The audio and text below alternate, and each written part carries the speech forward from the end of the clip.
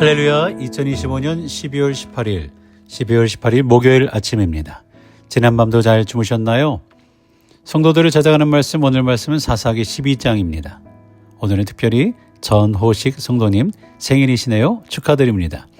미네소타로 이사 오셔서 새로운 삶의 자리를 시작하셨는데 하나님께서 그 걸음을 지켜주시고 이 땅에서 믿음 안에 잘 정착하시도록 함께 축하해 주시고 축복해 주시길 바랍니다. 오늘 사사기 12장 1절에서 15절까지의 말씀 중에 시비를 거는 마음, 겸손을 잃은 공동체에 대한 이야기 함께 나눕니다. 한 공동체가 오래 유지되기 위해 꼭 필요한 것이 있죠. 바로 같은 방향을 바라보는 마음, 한 마음일 겁니다. 산에 오를 때 한번 생각해 보세요. 정상에 오르는 길은 험하고 숨이 찹니다. 근데 누군가는 옆 사람의 걸음이 느리다고 불평하고 누군가는 왜 내 말을 안 듣느냐고 시비를 걸기 시작합니다.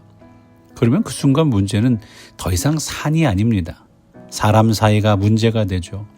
우리가 살아가다 보면 늘 시비를 거는 사람이 있고 또 시비를 당하는 사람이 있기 마련입니다. 여러분은 어떤 쪽에 더 가까우신가요? 사람들은 왜 굳이 다툼을 만들고 갈등을 일으키며 관계를 깨트리는 선택을 할까요? 오늘 사사기 12장의 말씀은 그 질문에 대해 매우 솔직하고 또 매우 아픈 답을 들려줍니다. 왜 에브라임은 입다에게 이렇게까지 했을까요? 사사기 12장은 입다가 암몬 자손과의 전쟁에서 하나님의 도우심으로 큰 승리를 거두고 돌아온 이후의 이야기입니다. 그런데 놀랍게도 입다를 맞이하는 것은 축하가 아니라 시비였어요. 에브라임 사람들이 모여 입다에게 이렇게 말하죠. 1절 말씀, 내가 암몬 자손과 싸우러 건너갈 때에 어찌하여 우리를 불러 너와 함께 가게 하지 아니하였느냐? 우리가 반드시 너와 내 집을 불사르리라. 와, 이게 이럴 문제인가요? 단순한 섭섭함이 아닌 것 같아요. 사실상 전쟁 선포를 합니다. 왜 이렇게까지 과격했을까요? 첫째, 에브라임 지파의 뿌리 깊은 자존심 때문이죠. 에브라임 지파는 이스라엘 안에서 전통적으로 정치적, 군사적 영향력이 큰 지파였어요. 과거에도 기드온에게 같은 불만을 제기한 적이 있습니다. 사사기 8장 1절에 에브라임 사람들이 기드온에게 이르되 내가 미디안과 싸우러 갈 때에 우리를 부르지 아니하였은즉 우리를 이같이 대접함을 어찌 됨이냐 하고 그와 크게 다투는지라.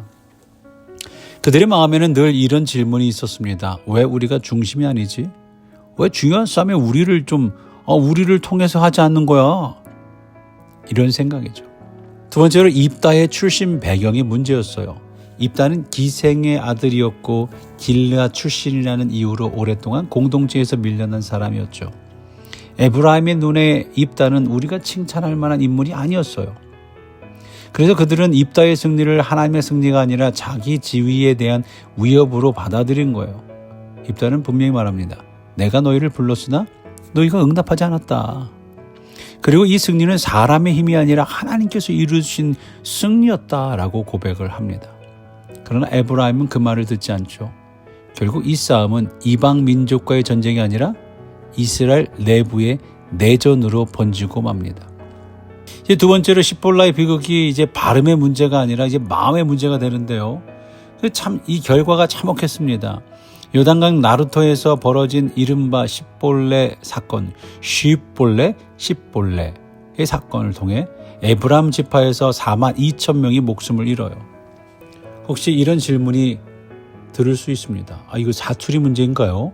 십볼레인지 쉬볼레인지 아니 그렇게 말을 하는 게 지역 발음의 문제, 지역 차별의 문제는 아닌가요? 아닙니다. 이것은 단순한 발음 문제가 아니라 정체성과 교만의 문제였죠. 여기서 우리는 흔히 말하는 에브라임의 기질을 발견합니다. 에브라임의 기질이란 뭐냐? 남의 성공을 축하하지 못해요. 하나님의 승리를 함께 기뻐하지 못해요. 공동체보다 자신의 자존감을 앞세우고 결국 시비를 걸어 관계를 깨트리는 태도입니다. 성경은 이 장면에서 하나님의 직접적인 말씀 대신 하나님의 침묵을 보여주죠. 그리고 그 침묵은 분명한 메시지입니다. 교만은 패망의 선봉이요 거만한 마음은 넘어짐의 앞잡이니라. 하나님은 교만한 자를 물리치시고 겸손한 자에게 은혜를 주십니다. 이 메시지죠. 교만은 늘 이렇게 말합니다. 왜 내가 하냐? 내가 제일 낫지. 왜 나를 인정하지 않지? 그러나 겸손은 이렇게 말합니다. 하나님이 하셨습니다. 함께 기뻐해요. 너무 좋은 일 아닌가요? 오늘 우리는 스스로에게 물어야 합니다. 나는 축하하는 사람인가? 아니면 시비를 거는 사람인가? 세 번째로 평범했지만 영적 이야기가 없는 사사들의 모습을 보죠. 사사기 12장 후반절에는 입산, 엘론, 압돈이라는 사사들의 이야기가 아주 짧게 기록이 됩니다. 전쟁도 없고 기적도 없고 회개의 외침도 없습니다. 그들은 비교적 안정된 시대를 살았고 자녀도 많았고 부유하게 살았어요. 성경은 그들의 삶을 미화하지도 비난하지도 않습니다. 다만 담담하게 기록하죠. 여기서 중요한 질문이 나오죠. 평범하게 사는 것 중요하죠. 좋죠. 귀합니다. 그러나 그 평범함 속에 하나님과의 이야기가 있는가는 전혀 다른 문제입니다. 이 사사들의 삶에는 하나님과의 깊은 교제, 영적인 분투, 신앙의 고백이 거의 기록되어 있지 않습니다. 마치 이런 질문을 우리에게 던지는 것 같아요. 너의 삶에는 하나님의 이야기가 남아있냐? 너의 삶에 하나님과 함께 걸으며 동행하며 만든 스토리는 있느냐라고 말이죠. 사랑하는 성도 여러분, 오늘 말씀은 처음으로 우리를 데려갑니다. 우리는 왜 시비를 거는 걸까요? 왜 남의 승리를 기뻐하지 못하는 걸까요? 왜 공동체 안에조차 경쟁이 되는 걸까요? 사사기 12장은 이렇게 말합니다. 이스라엘을 가장 크게 무너뜨린 것은 암몬도 블레셋도 아니라 교만한 마음과 무너진 겸손이었다라고 말입니다. 그리고 또 이렇게 묻죠. 여러분의 삶은 평범합니까? 그렇다면 그 평범함 속에 하나님과 동행하는 이야기가 담겨 있습니까? 우리가 특출날 필요가 없고 평범한 삶을 살아 소소한 삶 속에서 뭔가를 느끼며 그곳에서 하나님과 동행함이 얼마나 중요한가를 말씀하고 있는 거죠.